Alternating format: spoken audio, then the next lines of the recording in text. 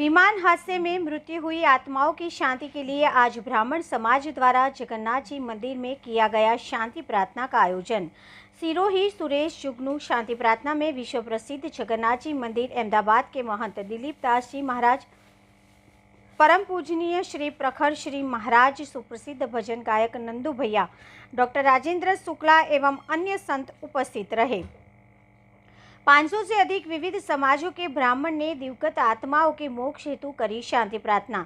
अहमदाबाद 12/6 को हुए विमान हादसे में मृत्यु हुई आत्माओं के मोक्ष हेतु ईश्वर चरण में शरण प्राप्त हो, इसलिए आज विश्व प्रसिद्ध जगन्नाथ जी मंदिर में सैकड़ों विद्वान ब्राह्मणों की उपस्थिति में महान संतों के सानिध्य में 2 मिनट का मौन एवं ऋषि कुमारों द्वारा शांति प्रार्थना की गई।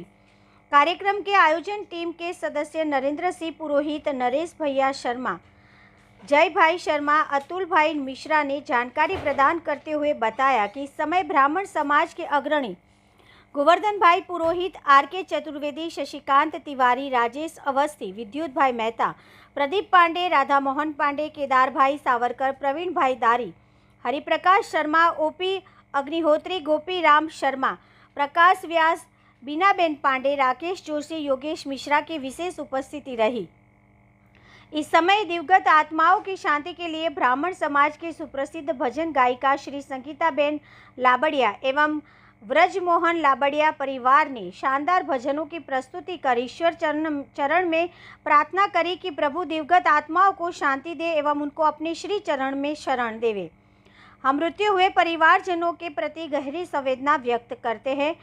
आगामी मार्च 26 में ब्रह्मधाम पुरस्कार में आयोजित होने वाले गायत्री पुरुष चरण महायज्ञ एवं ब्रह्म समाज उत्थान तथा कल्याण हेतु कार्यक्रम के बारे में मंथन किया गया।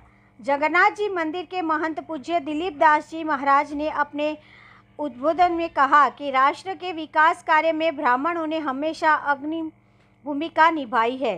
खाटू श्याम भगवान के परम भक्त आदरणीय नंदू भैया ने अपने उद्बोधन में कहा कि ब्राह्मण सदैव खुद कष्ट झेलकर भी दूसरों की भलाई में ही अपनी भलाई समझता है। ब्राह्मण सभी प्रवृत्तियां अन्य समाजों के कल्याण के लिए ही करता है।